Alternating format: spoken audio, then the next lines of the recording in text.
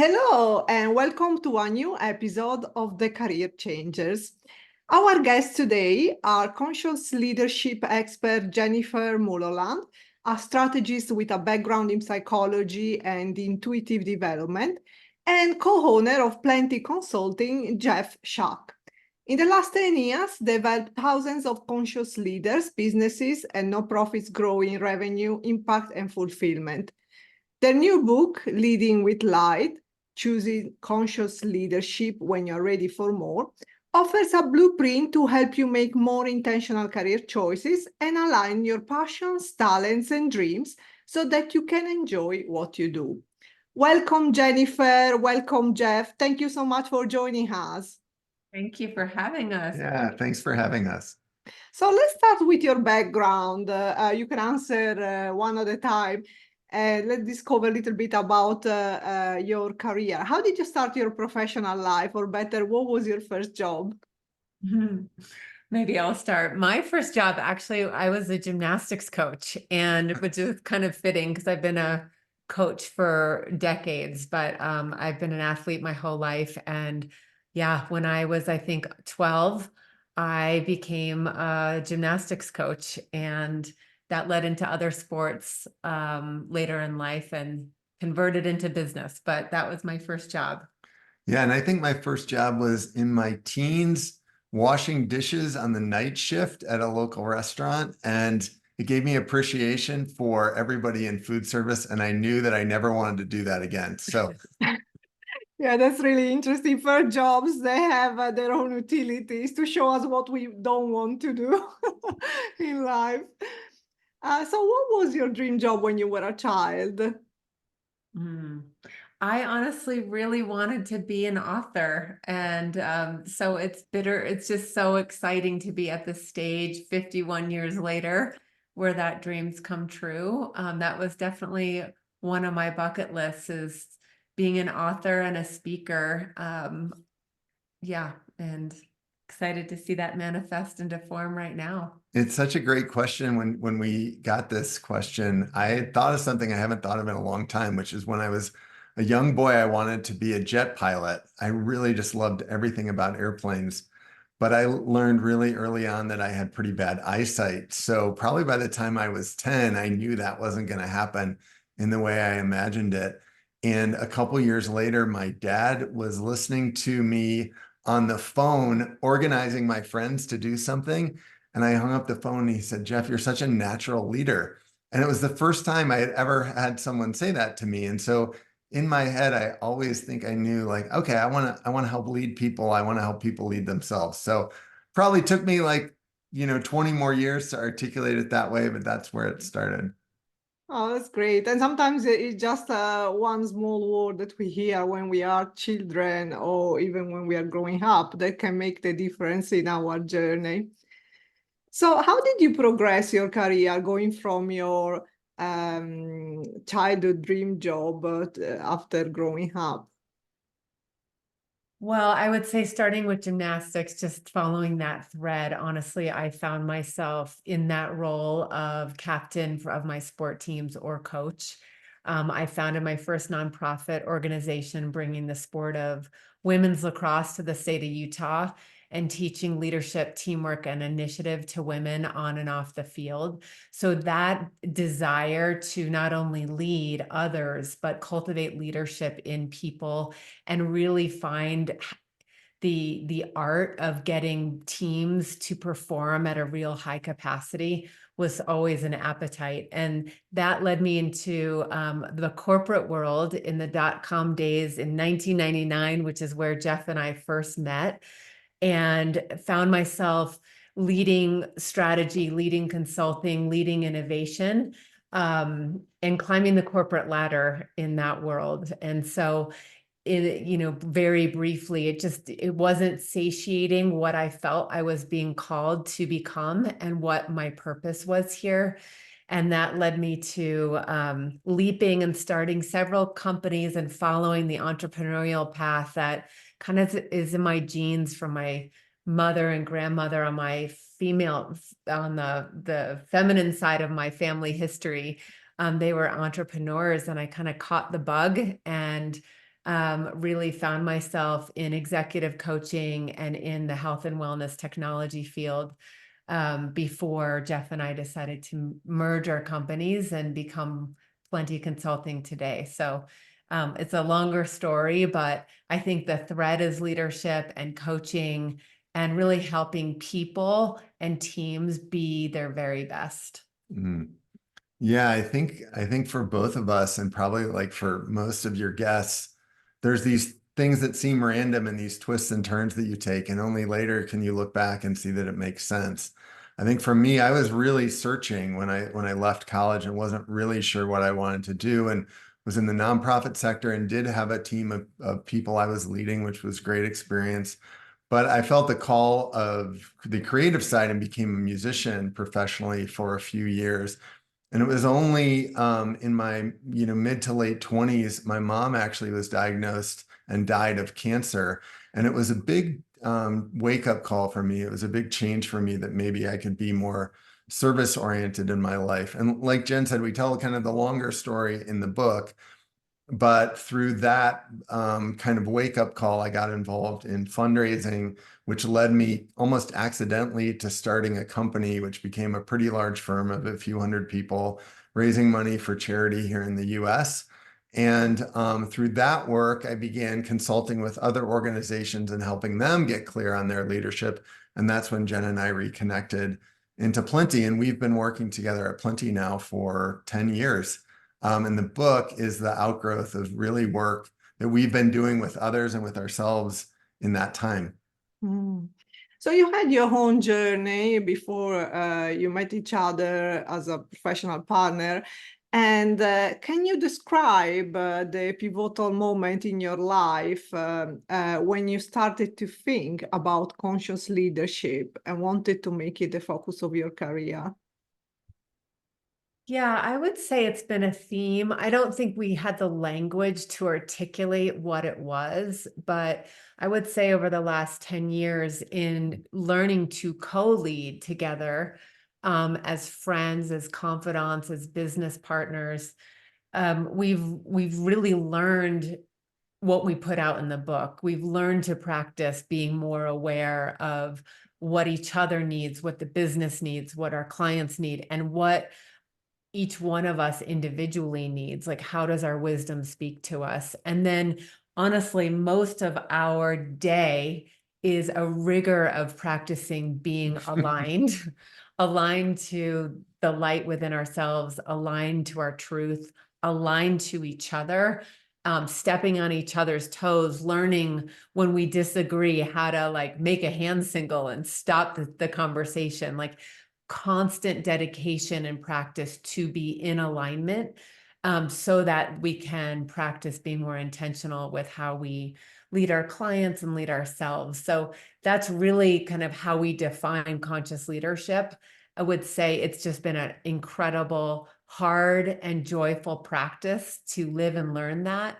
And from that space, that's where what we want to share with the world. Yeah, and I would just add to that, even the idea of writing a book, we say right in the introduction, the book doesn't come out, all at once. It doesn't come out fully formed.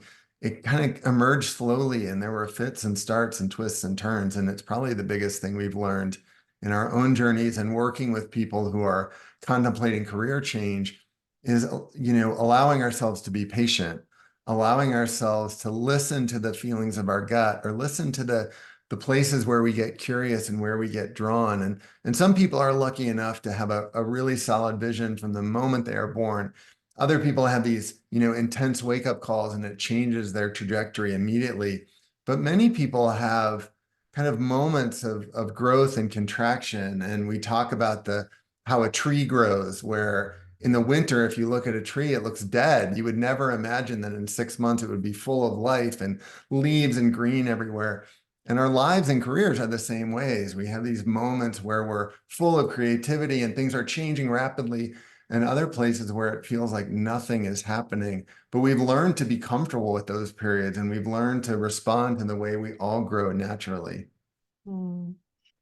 So let's take a step back and let's talk about conscious leadership. First of all, what is conscious leadership and what does it mean for someone to be a conscious leader compared to be to use a traditional leadership approach? You want to start? Why don't you start? No.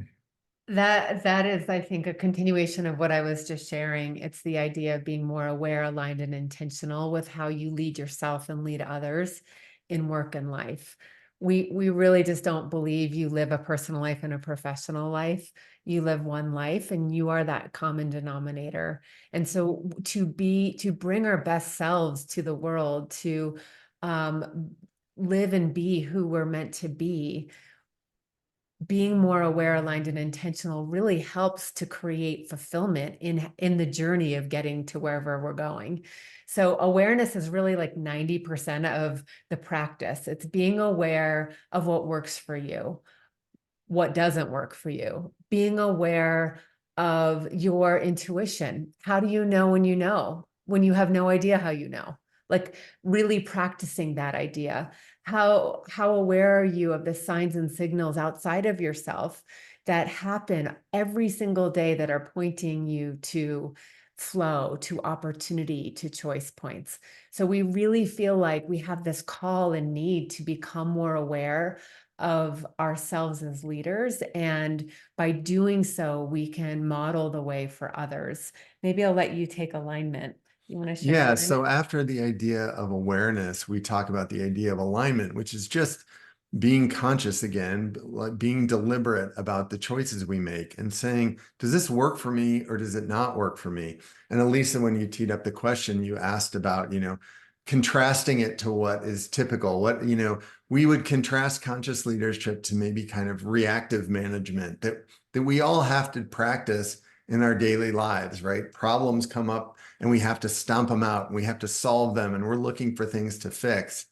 Well, alignment really talks about the idea that we can choose proactively what works for us and what doesn't.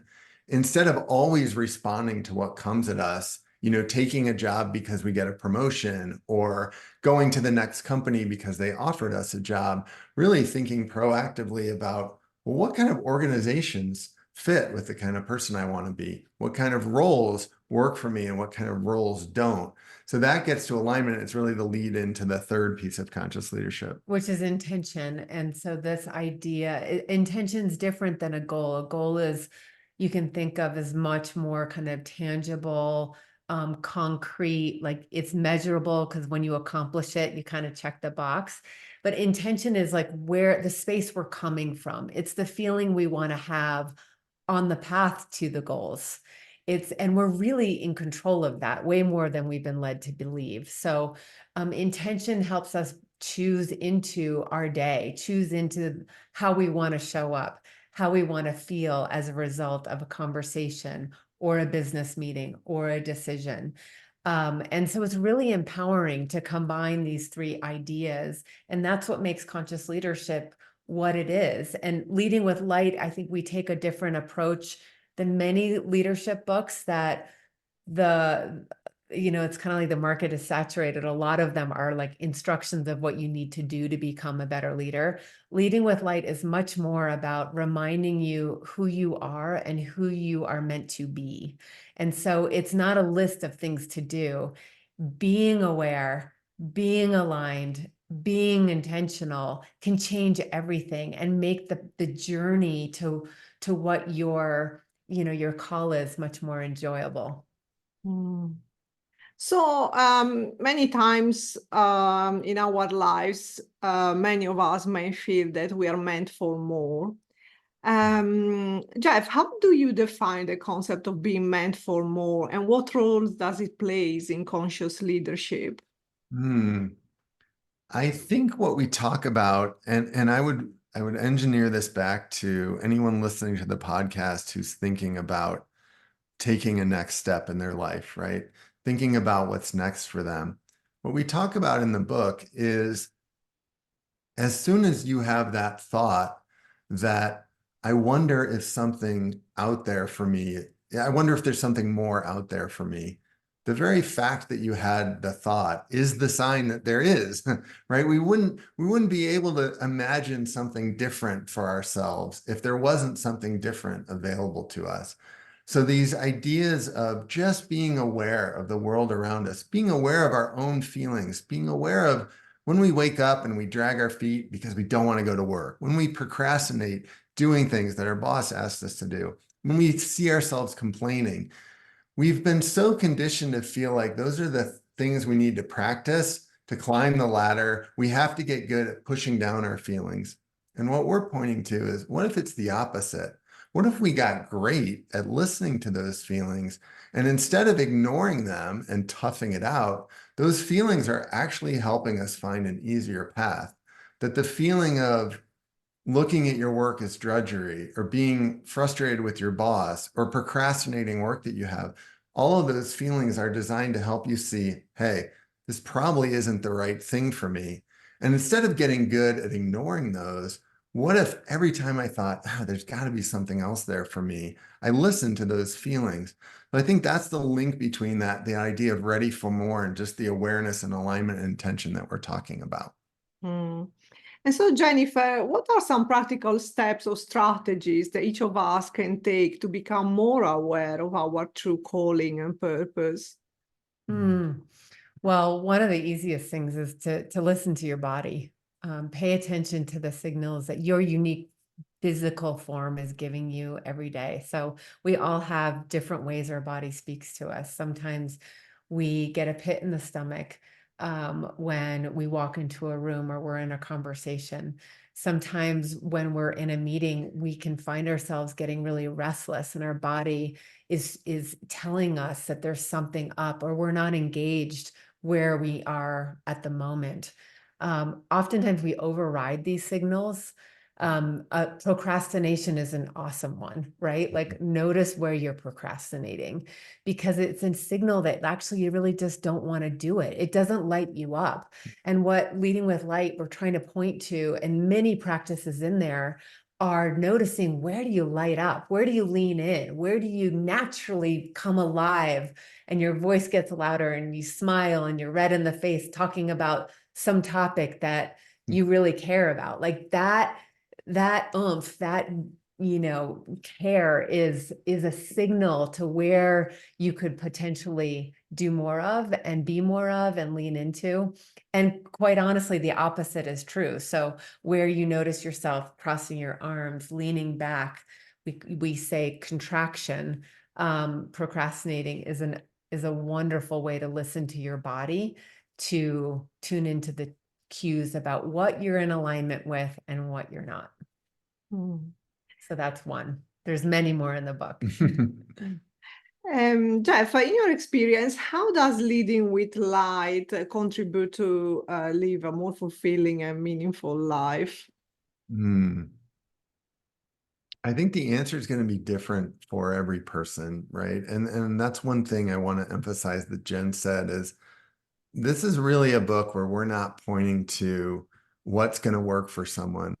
We're pointing to the idea that everyone knows inside that they know what works for them, that there's a way to follow our own wisdom, that you know the answer for you better for anyone else. What I would say, though, to your question is, we're designed to be happy, right? If we can feel feelings of happiness or feelings of fulfillment, those are feelings that we're meant to feel. Now, it's not to say that there aren't going to be times of stress and grief and pain and distress. Those are part of the human existence too.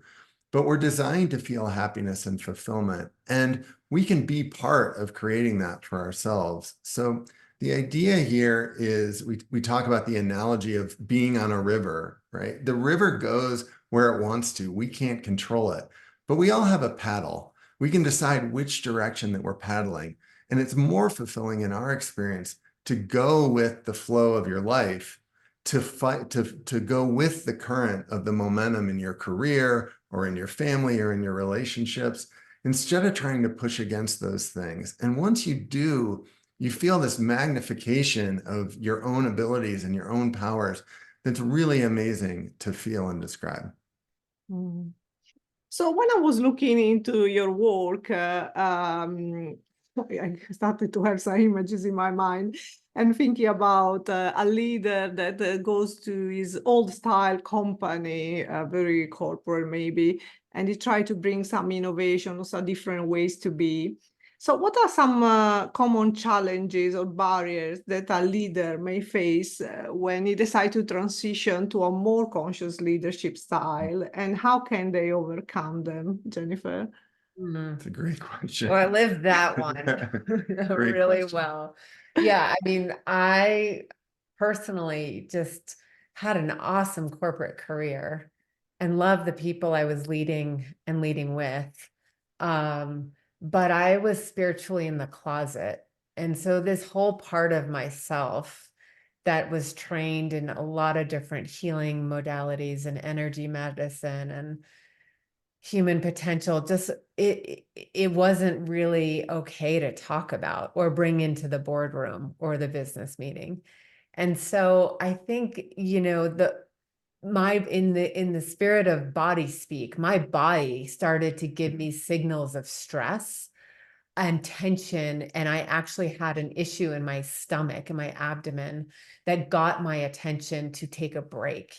And I think often people, when we talk about Mack truck moments in the book, when we're not listening to the little whispers of what's in alignment and out of alignment, we get hit with a Mack truck moment, and or our body or something we go into a crisis of some sort.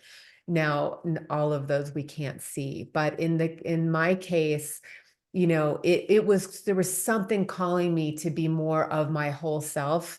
And I deeply desired that in the corporate world. And it just was that the culture wasn't set up to be supportive of that. So I then had to leave, to leap and start my own path. And that path was in the entrepreneurial world. But for listeners who are, you know, feeling that restlessness or feeling like you have to compartmentalize yourself, or put yourself in a box or wear a different kind of wardrobe or outfit, insert one place, and then when you go home you change and you're your real self, right? That disconnect is just not sustainable any longer.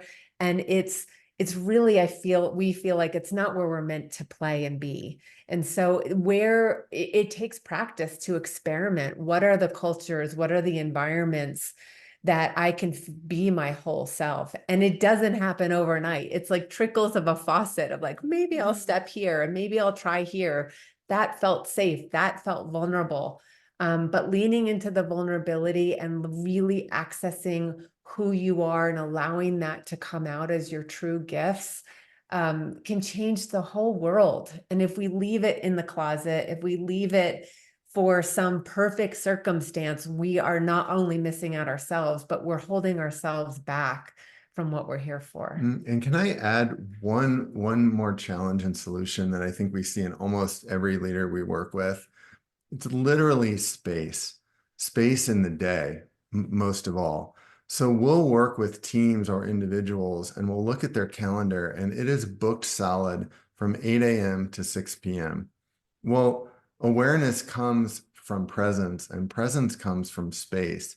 And if you are going from meeting to meeting to meeting, and then having to do your actual work at night or on the weekend, which many people have to do, you're never going to have any chance to become aware of what works for you or what isn't. And you find all these ways of just mitigating and dealing with and coping with the calendar. So the first step for most of the people we work with is schedule a half-hour meeting with yourself at 8 a.m. and just sit. If you need to look at your to-do list, great. If you need to collect your thoughts, that's excellent. But just having some space to contemplate without being in meetings, without talking to anyone else, can do wonders. And what starts to happen is you get better then at saying, oh, I could extend that space to 9 a.m. I could actually say no to a couple meetings. I could get better at delegating. But just creating a little space for yourself, even if that means at 5 a.m. before your kids wake up, you schedule an appointment with yourself first. It's often the first step to overcoming the challenge of being so busy, you can't even think about what's next for you. So, what impact do you believe conscious leadership can have in the world? And I really like what Jennifer said before, that is about being vulnerable, but also I think, especially in certain environment, whoever decide to be a conscious leader, it also need to have a lot of courage. So much courage and so much practice, and so much gentleness to self. I think that's what we've learned. It's like the strength, the courage, and yet this like really tender care that we have to give ourselves in the experimentation of what that vulnerability, what does living whole, what does being out in my full self look like? And to what Jeff was saying, like, we don't have those instructions for you. There's no instructions for us. We're making it up along the way, but along the way, we get those moments of what feels really good. And that's what we're here. We believe like we're here to feel good, and we're here to contribute, and we're here to make the world a better place. Our hope with leading with light is it really creates calm. It creates confidence. It creates this energy, this revitalization that I am worthy. I'm meant to be here, and my unique strengths are meant to come out. And the reason why we wrote this is in the idea to help others like turn their own lights on. And their lights are already on. That's a key principle in the book. No matter how you feel, your light's already on. But what would it feel like to literally shine it brighter, to know that you are meant for something more, and to step into that illumination? You know, when we come from that place of genuine self-love, with the courage to shine our lights, to speak our truth, to show up with that vulnerability, you know, we believe that the world will be a better place. So we're reaching the end of this episode. We have 2 more questions, if each of you can answer quickly. So what advice would you give to individuals who feel stuck or uncertain about their path forward, but have a sense that they are meant for more? Well, I'll build off where Jen just went and say, you know, the first step we'd advise is kind patience. We live in a world that we've seen the ramifications of unkindness at a huge scale. We're unkind to each other as nations. We're unkind to the environment. We're unkind to our futures. We're unkind in the political space. Well, we can't solve that by, you know, at a macro level. We solve that by being kind to ourselves. And you asked about our personal stories. You know, our personal stories make sense now, 50 years later, looking at them. They didn't make sense at the time. There was periods of confusion and loss and being lost and frustrated.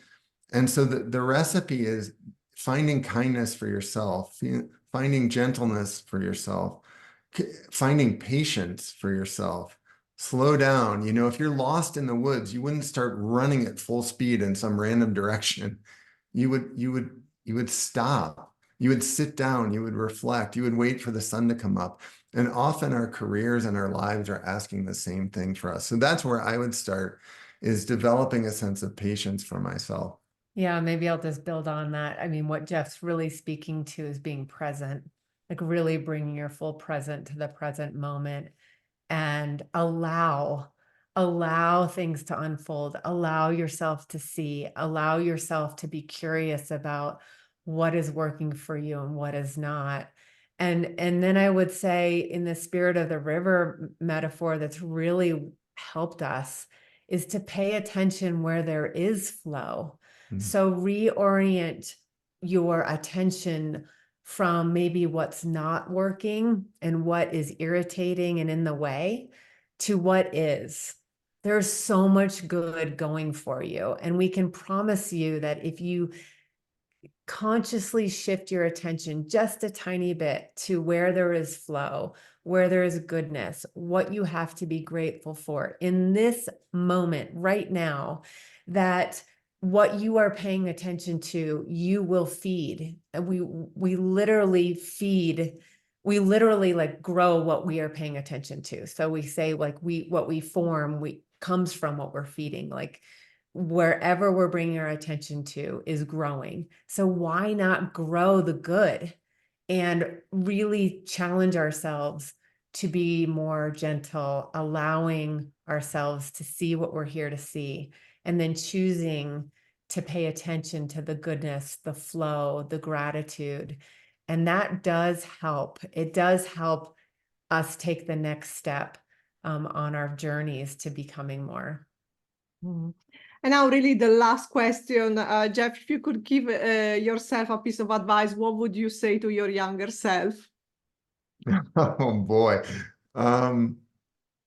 You Yeah, don't have well, much time, so in a few yes, words. I would say what I just said. I would say be patient, be kind. You're right where you need to be. You belong and you matter.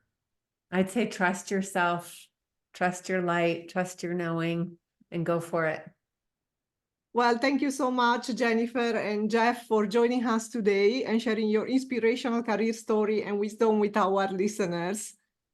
Thank you so Thank you much so for having us. much. And a last message for our listeners, don't forget to subscribe to our channel. If you enjoyed this episode, please leave a review and tune in next week for a new inspirational episode of The Career Changers. Thank you.